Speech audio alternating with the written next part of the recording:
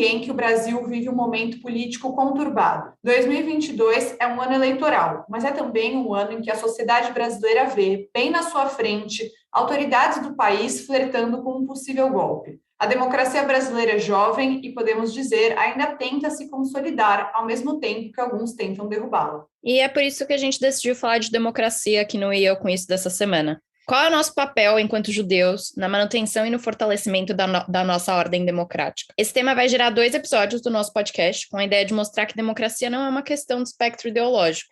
Então a gente vai ter 2 convidados, um em cada episódio, ambos judeus e envolvidos com a política. Então eu já dou esse spoiler para vocês, que na próxima semana nosso convidado será o Daniel Annenberg, que é vereador pelo PSDB de São Paulo.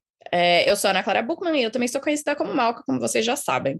E eu sou Anita Efraim, sou jornalista e fanática por futebol, e hoje a nossa convidada é a Clara Ante. A Clara é arquiteta de formação e militante política desde a década de 60, quando fazia oposição ao regime militar. Ela foi dirigente da CUT, a Central Única dos Trabalhadores, também vice-presidente da Federação Nacional dos Arquitetos e deputada estadual pelo Partido dos Trabalhadores em São Paulo entre 1987 e 1991. Além disso, a Clara foi assessora especial do ex-presidente Lula e é filiada ao PT até hoje. Clara, bem-vinda. Muito obrigada por aceitar o nosso convite. Obrigada, Anita. Obrigada, Ana Clara. Eu agradeço o convite e vamos conversar sobre o hoje e o amanhã. Exatamente. Acho que, como a gente adora falar, repete todo episódio, vamos começar do começo. A gente vai falar, então, sobre ser judeu e qual a nossa relação com a democracia. Então, Clara, começa falando para a gente como você definiria o que é democracia.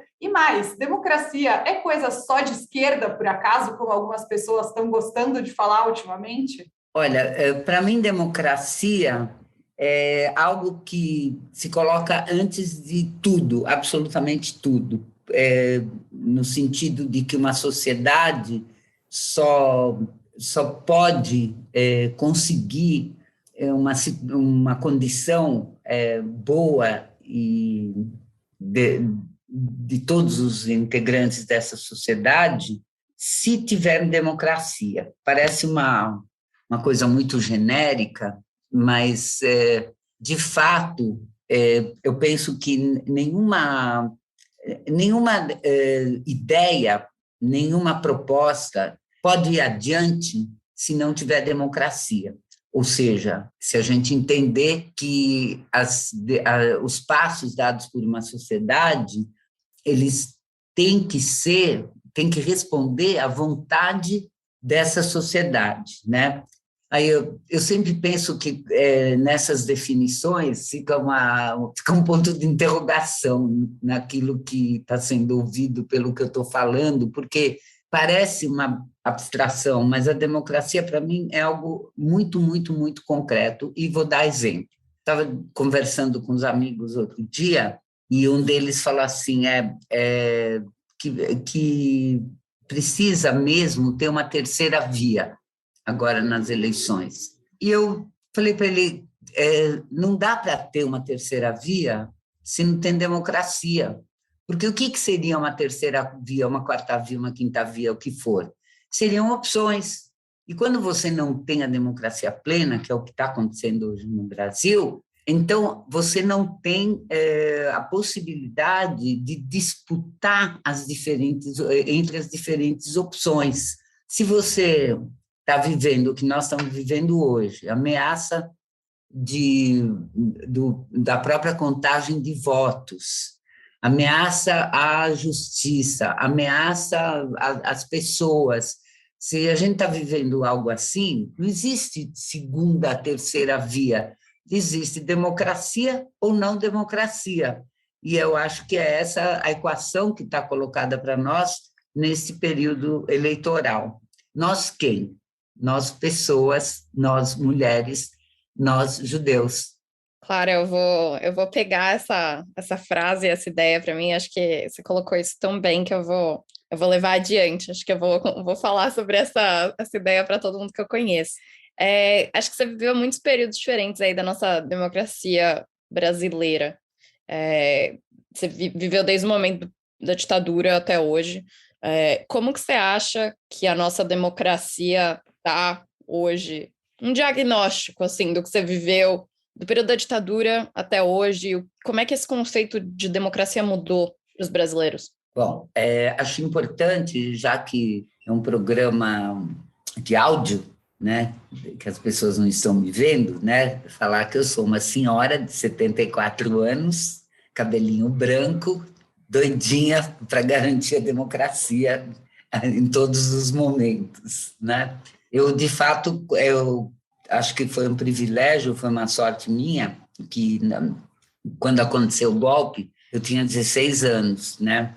E um pouquinho antes eu pude, assim, me dar conta um pouco do que é a situação que o Brasil estava vivendo, que já vivia ameaça de golpe, as manifestações, assim, reacionárias, conservadoras, daquele grupo Tradição, Família e Propriedade, que, com apoio de uma boa parte da classe média, infelizmente, muitas mulheres, inclusive, fez aquela marcha da família com Deus pela liberdade, né? E eu retomo isso não para ficar contando, né? Para isso tem os livros de história, eu não sou historiadora, mas sim para mostrar que a figura de Deus, por exemplo, ela é utilizada, vira e mexe, em embates políticos, né? A fé, a figura da divindade e assim por diante. Então, eu creio que é preciso deixar, assim, saber nesse momento que nós estamos vivendo, que há uma utilização bruta, né, da fé das pessoas, né, a fé religiosa, particularmente por parte de um segmento, ou de alguns segmentos da religião evangélica. Não, com certeza, não a própria religião, que é como todas as religiões tem os seus objetivos afirmativos, positivos, né? E não também todos, mas existe uma parte, essa parte que vende a água do Rio Jordão, oferece garrafinhas com água do Rio Jordão como tendo sido abençoadas. Esse tipo, né, de conduta de religiosos, de qualquer religião, que oferece milagres em lugar de dar às pessoas uma sustentação de fatos, de conhecimento, né, ajudar as pessoas a compreenderem o que elas estão vivendo, é algo muito nocivo. Isso já aconteceu na época do golpe de 64, como eu relatei, e acontece muito em várias situações. O lamentável, mais lamentável do que tudo, vamos dizer, é que parte desses religiosos pentecostais, eles fazem da fé uma arma para colocar as pessoas fora da luta, fora do conhecimento, fora dos debates. Mas, voltando, só mencionei isso para que a gente tenha uma noção que o tempo passa, de fato, já são quantos anos mesmo? 50 anos, né? 50? 52, né? 52 anos da ditadura, e os procedimentos de alguns setores da sociedade são semelhantes, mas é só por isso que eu fiz essa digressão. São 62 anos, ó, aqui, só o 62. pessoal de humanas aqui. Já entrando, Clara, no que nós três temos em comum, além de sermos mulheres, somos judias. Então, como que você acha que a gente consegue pensar essa intersecção entre judaísmo e democracia? Dá para dizer, na sua opinião, que ser judeu deveria ser um sinônimo de lutar por democracia? E se você quiser até contar um pouco para a gente como essa sua identidade judaica contribuiu para você ser, desde sempre, uma militante que se importava com a ordem democrática do Brasil. Bem, boa pergunta.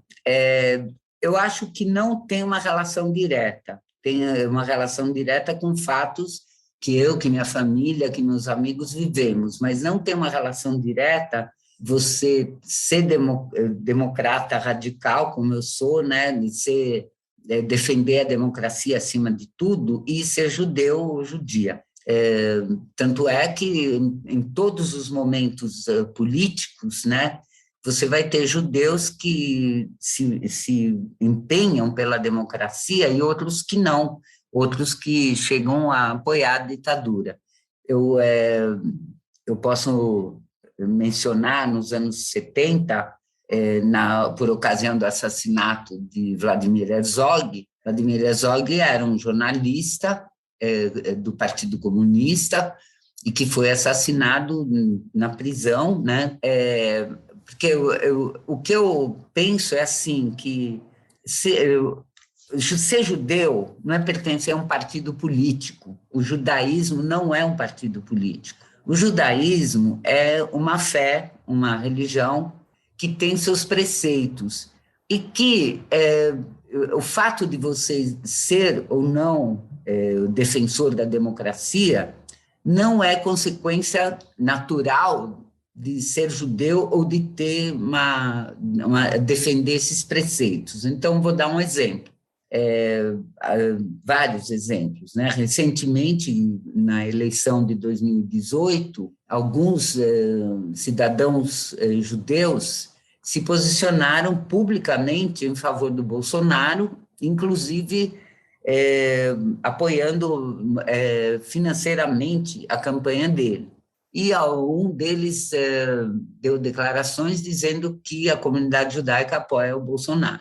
Nós sabemos que não, né? Depois os próprios líderes da comunidade que tiveram que se manifestar para dizer que não, que a comunidade é plural e que tem de tudo, né? Tem de tudo mesmo, né? Tem gente que não gosta de política, tem gente que está mais à direita, tem gente que está mais à esquerda. Então, acho que é necessário, eu diria assim, os preceitos judaicos, os preceitos do judaísmo combinam muito bem com a democracia, da mesma forma como o cristianismo, né, combina muito bem com a democracia, você proteger os pobres, você ter a voz de todo mundo sendo reconhecida, sendo ouvida, e é daí por diante. Então, isso quer dizer que muitos fiéis de uma ou de outra religião,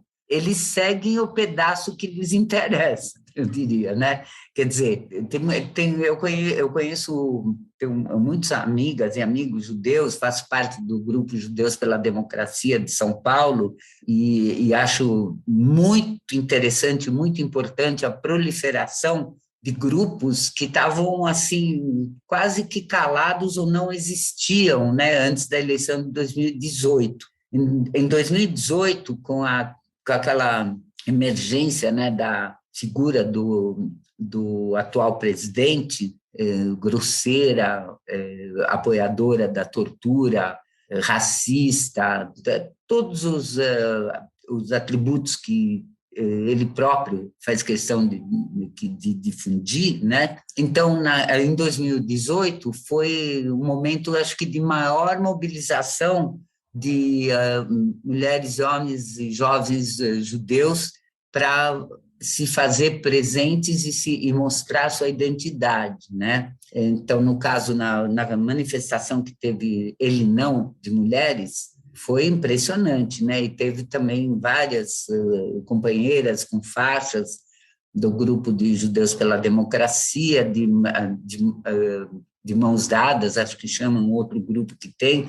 Então, eu penso que nenhuma religião, até onde eu conheço, não sou teóloga nem nada, mas eu penso que nenhuma religião tem nos seus objetivos a discriminação, nenhuma religião tem nos seus objetivos o racismo, o desprezo pelos pobres, o desprezo pela mulher, né, como linha de conduta. Não tem, mas algumas pessoas que são de tal ou tal religião, elas podem continuar se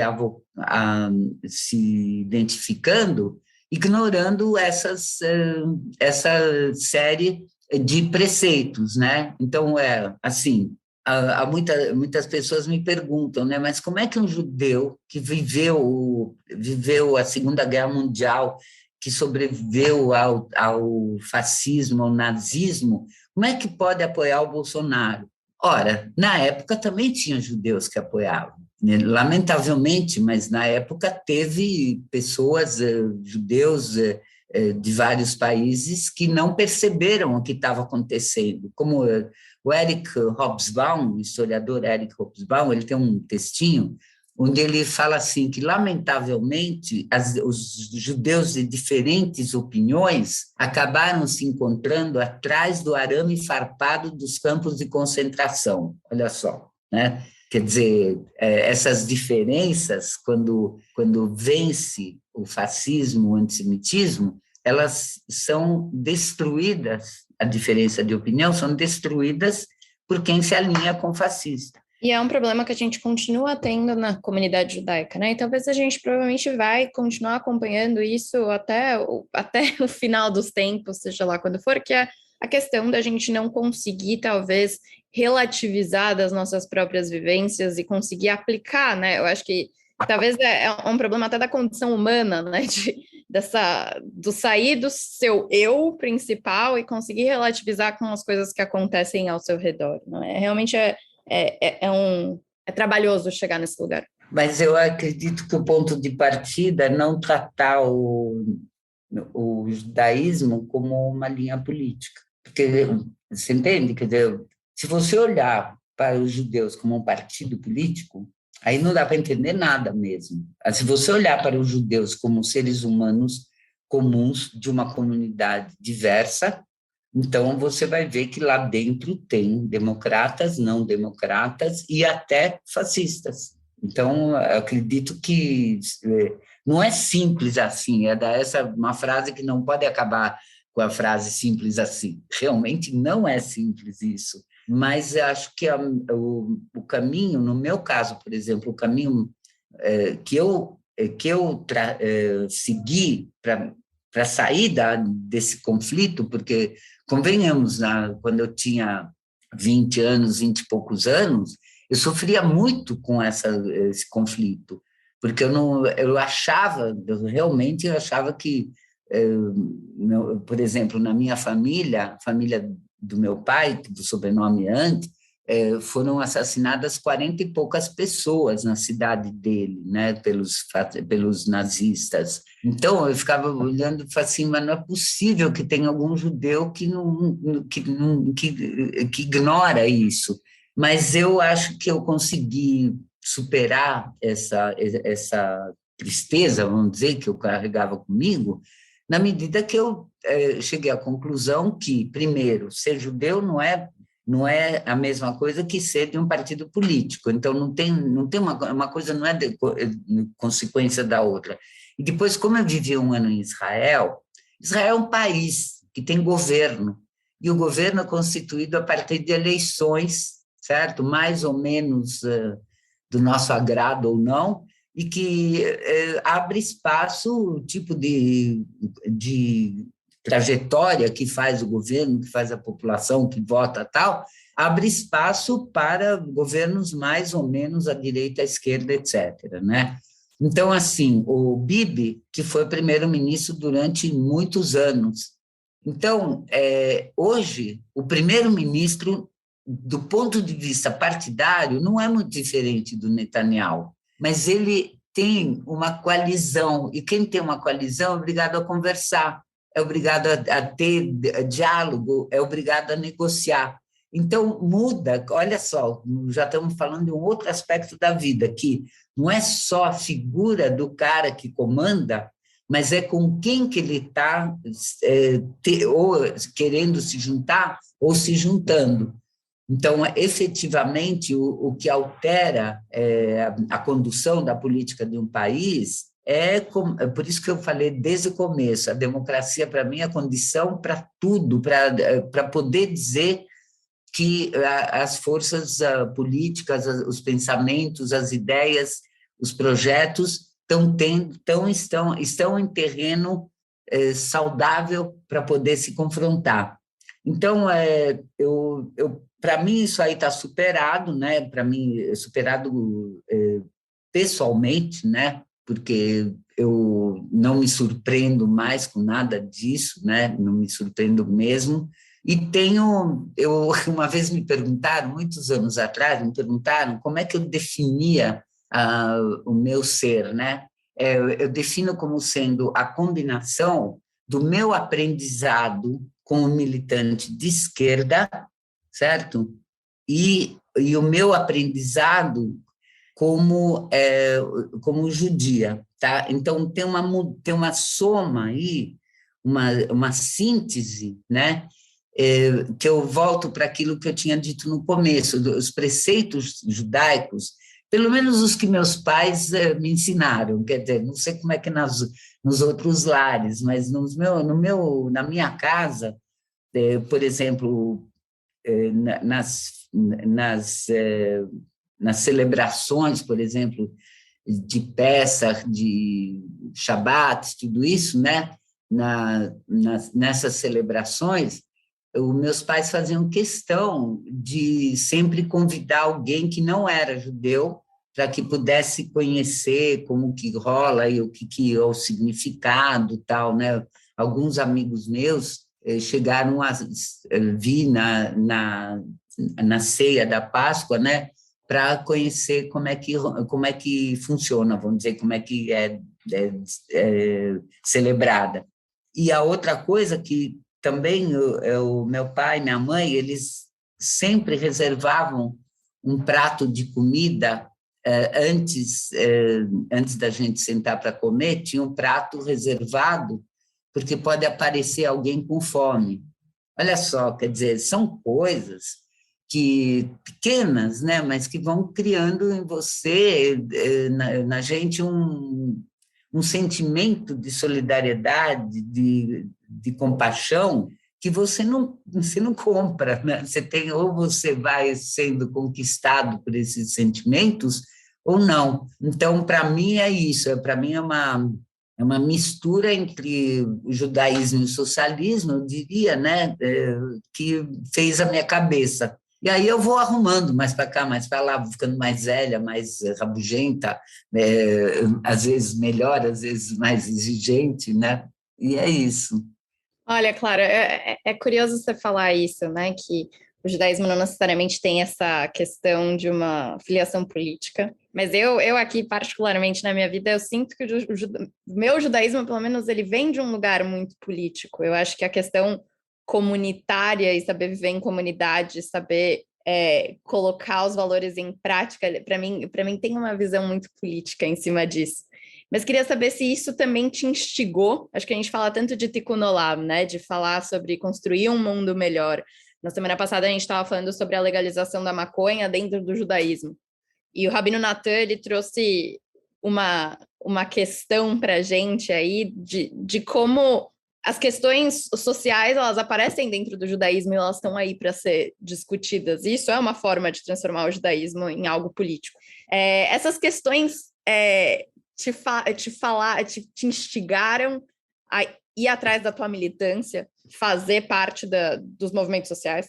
Olha, sim e não. Como eu te falei, como eu mais ou menos coloquei aqui a minha trajetória, porque de novo, eu acho que ser judeu não é ser integrante de um partido político. Eu insisto com isso, porque mesmo onde tem atividade comunitária, se você pensar nos aproximadamente 100 mil, cento e poucos mil judeus no Brasil, uns 80 mil não participam da atividade comunitária. As organizações não chegam nem perto deles, não acessam, não dialogam. Então, não é assim necessariamente, porque uma coisa é vida comunitária, outra coisa como é que fala, assistencialismo, outra coisa é ajuda. Então, eu creio que o fato de existirem, inclusive, algumas iniciativas comunitárias, não necessariamente envolve os próprios integrantes dessas organizações enquanto convicção, enquanto prática diária, entende?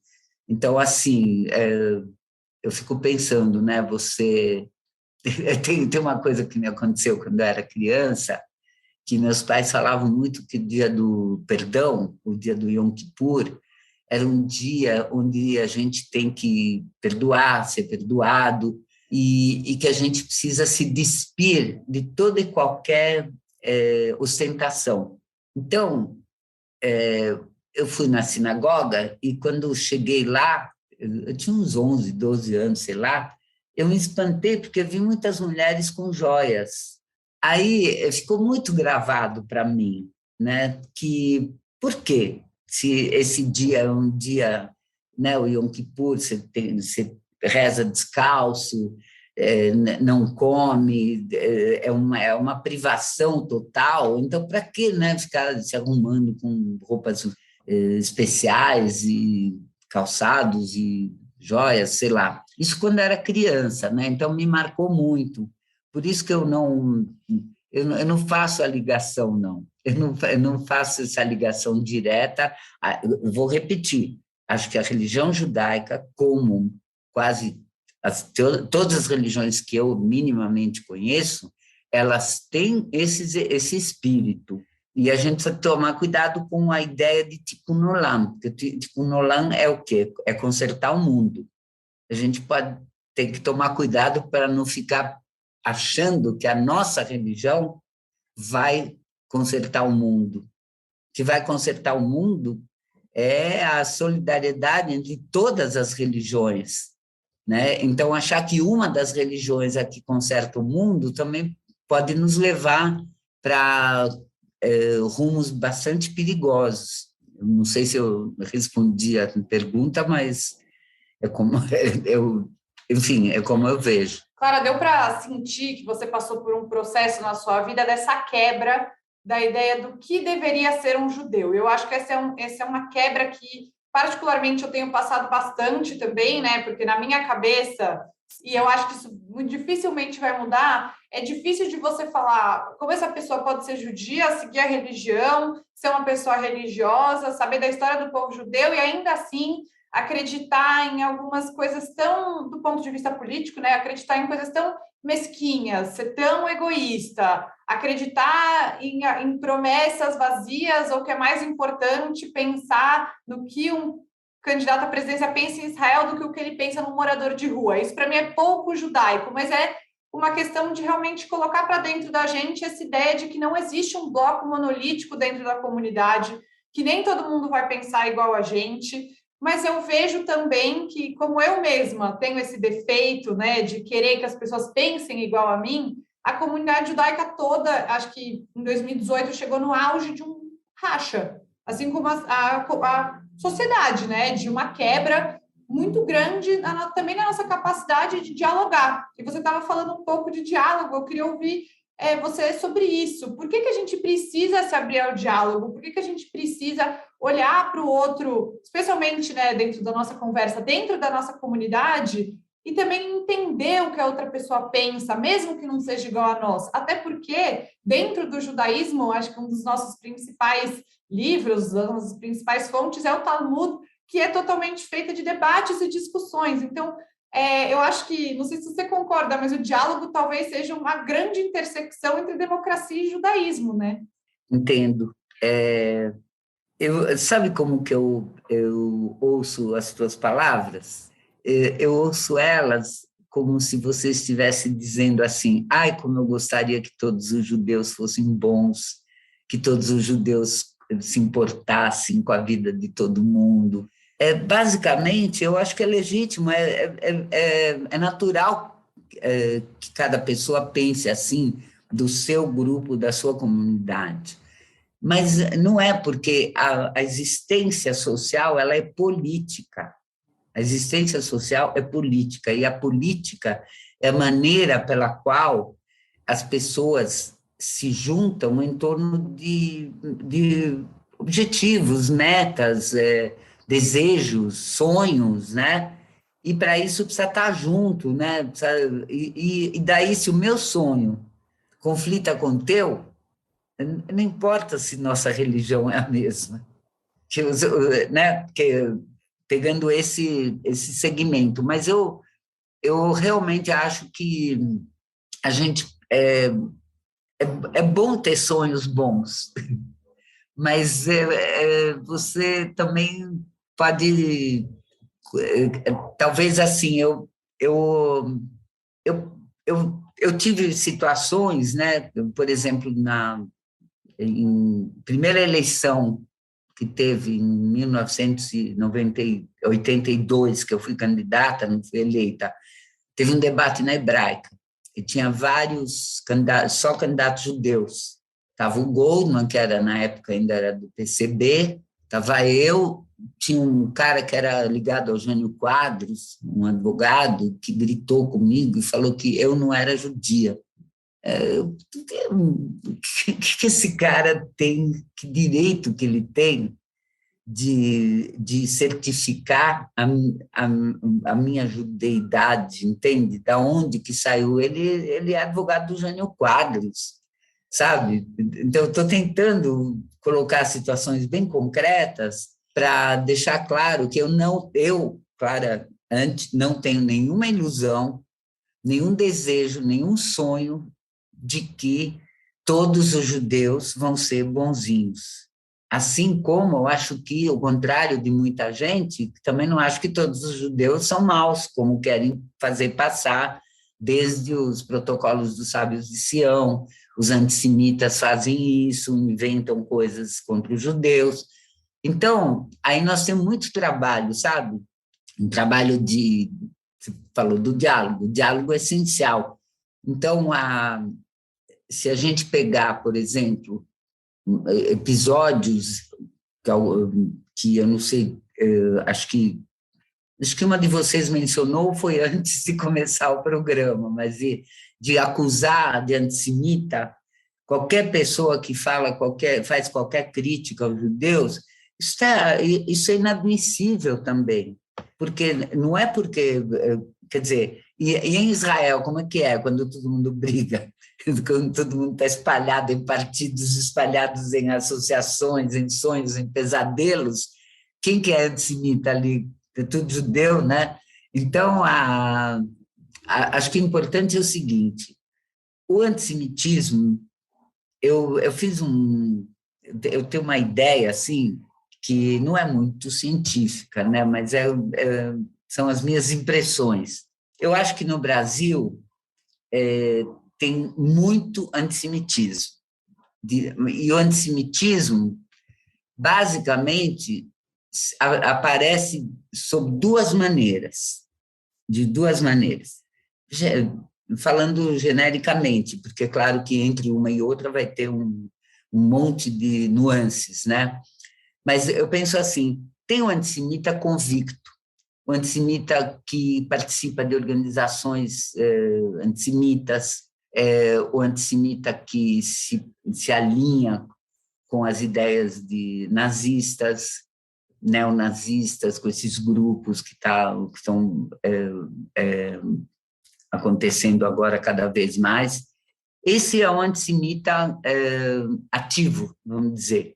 E tem um antissemita que não sabe que é antissemita e que tem a ver com falta de informação, tem a ver com como é que as coisas rolam sem o cuidado que tem que ter. Então, eu sempre conto que numa das caravanas do Lula que eu participei, no Rio Amazonas, a gente estava reunido com um grupo de pescadores antes do Lula chegar. Eu estava ali reunida, preparando a ida dele, né? Eu e mais 2 companheiros, e eu perguntei para o pescador onde que eles armazenavam peixe, já que eles não tinham energia elétrica, né? Lá no Judeu, né? Eu achei interessante, falei, é mesmo? Eu gostaria de ir lá conhecer, né? Aí eu fui E o cara não era judeu, nem nunca foi, nem o pai dele, nem ninguém. Mas já havia ali, naquele ambiente, uma ideia de que o cara que tem mais dinheiro é judeu. Essa é a parte que faz das pessoas desinformadas vítimas do antissemitismo e muitas vezes se colocarem com o antissemitismo sem ao menos saber o que estão fazendo. Essa parte que nós temos que trabalhar muito, informação. A pessoa ser antissemita, odiar os judeus ou qualificar negativamente os judeus sem saber que está sendo, aí é ruim para ela mesma, né? Então, acho que nós vivemos, não só aqui, acho que no mundo em todo tem esses dois perfis, né, que a gente precisa ter cuidado, porque senão qualquer pessoa que fala um A ou um B contra Israel ou contra um judeu já é qualificado de antissemita, e não pode ser assim, tem que ter muito diálogo, muita informação, e é isso, basicamente. Eu acho que aqui no Instituto Brasil-Israel como um todo, né, acho que a gente fala muito sobre... A gente vai acompanhando os cenários políticos do Brasil e a gente acha as escapadas antissemitas, tanto da esquerda quanto da direita. E existe uma percepção aí, numa comunidade que eu acho que hoje está numa maioria na centro-direita, existe uma percepção de que o PT é um partido que se alinha de maneira oposta à comunidade judaica e até ao Estado de Israel. Como é que você avalia essa visão? Eu acho que a gente acha essas escapadas, então queria ouvir um pouquinho da tua perspectiva aí de anos dentro do PT. Olha, o PT como partido, sua direção, seus líderes, não é antissemita, nunca foi e nunca será. Não tem, né, por todas as posições que o PT tem com relação a Israel, a posição de dois estados independentes com fronteiras seguras, que é uma posição, faz 20 anos que o PT defende essa posição, e também os parlamentares do PT e tal. Se tem alguém ou algum que fala diferente, tá na linha da ignorância, tem que olhar as resoluções do partido e tocar para frente. Agora, o PT tem 1.600.000 ou mais já filiados. É possível que em algum lugar, um ou outro filiado possa ter um comportamento antissemita, né? Dentro desse leque que eu defini. O cara, se for um convicto, eu acho que quem ouve alguém falar com convicção, se eu ouvir, eu farei, quer fazer uma queixa direta ao partido e exigir uma punição ou uma retratação, seja o que for, né? Então, no PT, isso. O que eu penso é o seguinte, nós estamos vivendo no mundo, alguns anos já, do predomínio de uma direita pesada, que está conduzindo alguns países para confrontos que não precisavam ter, não precisariam existir, né? E nesse processo todo, o Brasil entrou eu diria, com até uma falta de sorte, porque tem no governo um antissemita que fala que gosta de Israel e que leva a bandeira de Israel em atividades de governo. Então, assim, durma-se com barulho desses, né? Quem é que pode entender isso daí ou acreditar um pouco nisso? Só que esse alvo sobre a esquerda, seja PT ou qualquer partido de esquerda, de que o antissemitismo está lá, de que o anti-Israel está lá, fez com que a comunidade, suas organizações, essas organizações da comunidade, que obviamente não representam toda a comunidade, mas são organizações reconhecidas da comunidade, fez com que elas identifiquem o antissemitismo e o anti-israelismo como sendo uma coisa da esquerda. E olha só a surpresa, é a direita que está destruindo a vida das pessoas, é a direita que está destruindo a democracia, é a direita que é contra os judeus. Aí outro dia eu pensei assim, comentei com os amigos, falei, olha, gastaram tanto tempo para responsabilizar a esquerda, o PT, pelo antissemitismo, que não perceberam que a direita estava comendo pelas bordas, e comendo pesado, pesado, porque o antissemitismo hoje, aqui no Brasil, é que ele não aparece muito, né? Mas o que explica que aqui no Brasil tinha tanta organização neonazista? Por quê? Onde que teve Porque algum esse debate? número cresceu radicalmente nos últimos 4 anos. Exatamente. Então, o que eu digo é o seguinte, eu acho que teve uma certa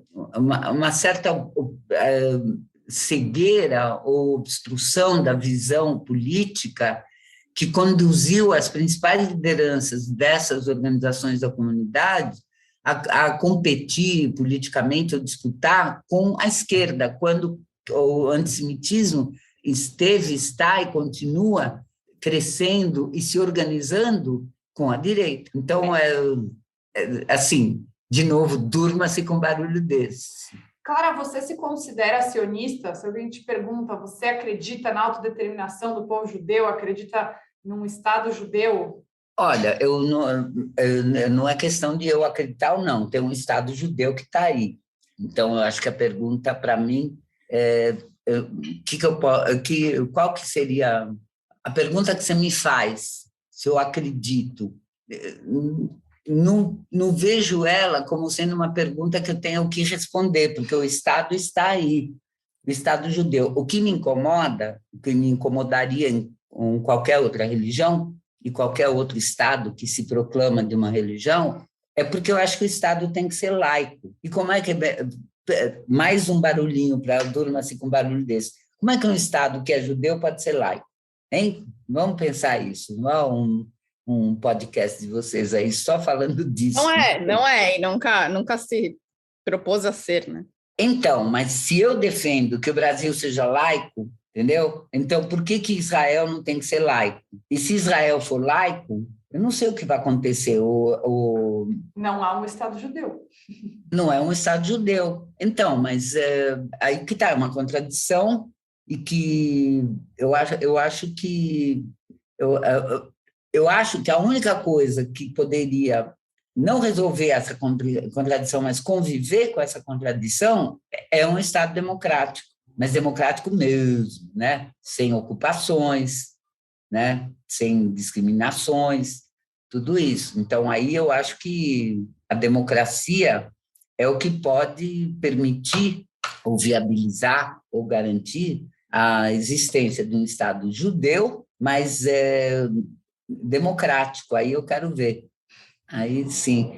Porque, olha, o Isaac Deutscher, que foi um historiador e que escreveu vários artigos que foram publicados num livro chamado O Judeu Não Judeu, que o artigo principal tem esse nome também, do livro, O Judeu Não Judeu, o Isaac Deutscher dizia que o Estado de Israel, a criação do Estado de Israel, acaba com o judaísmo. É uma baita de uma reflexão. Por quê? Porque ele tem que ser uma nação, ele tem que se relacionar com outras nações no espaço político internacional, porque ele tem que ter... Como é que faz com os feriados? Como é que ficam os feriados? Em Israel, os feriados são os feriados religiosos, como aqui, de uma certa forma, que o Estado é laico, mas tem um monte de feriado que é religioso, né?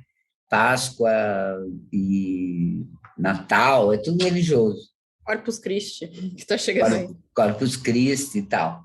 Então, são equações fortes que têm que ser debatidas com muita tranquilidade e encarando mesmo os problemas e né? Uma vez eu fui convidada por uma dessas organizações juvenis, que agora me escapa o nome, judaicas, e a última pergunta que me fizeram foi essa, né? Eu falei, eu acho que eu não sou sionista, no sentido de que, se eu fosse, o que eu estaria fazendo aqui no Brasil? Eu tenho que ir para Israel, né? Acho que se eu fosse militante sionista e tal. Mas também acho que um sionista tem o direito de não ir para Israel e pensar a defesa do Estado.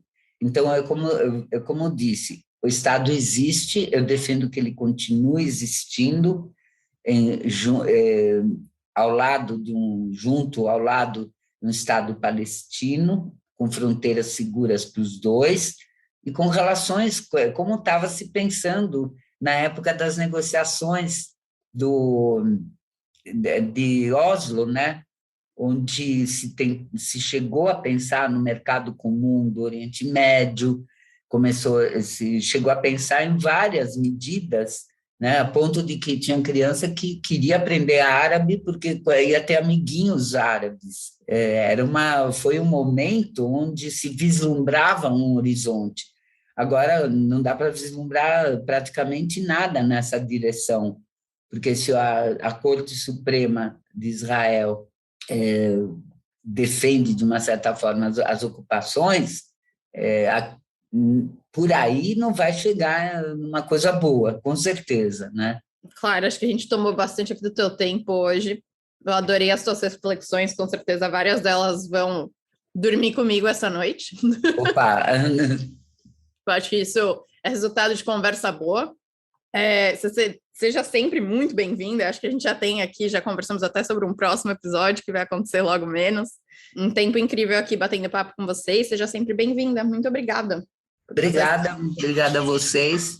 E quero, com certeza, quando publicar o livro, passar uns momentos aí com vocês. Maravilhoso. De novo, obrigada pelo convite e obrigada para quem tiver paciência de acompanhar quando for ao ar. Isso eu tenho certeza. Nossos ouvintes aqui sempre muito animados para ter esse conteúdo de qualidade que você trouxe hoje. Então, só para a gente fechar, hoje a gente conversou com a Clara Tanti, que ela é militante política desde a década de 60 e é afiliada ao Partido dos Trabalhadores. Então, muito obrigada e a gente se vê na semana que vem. Lembrando que esse é um episódio de 2 partes, né? Então, semana que vem estaremos aqui com Daniel Annenberg, vereador pelo PSDB em São Paulo, e o Eu Com Isso está em diversas plataformas de áudio, como Spotify, Orelo, Apple Podcasts, Google Podcasts e também no canal do YouTube do Instituto Brasil Israel. Não se esqueça de seguir o IB nas outras redes sociais. Até quarta que vem. Tchau!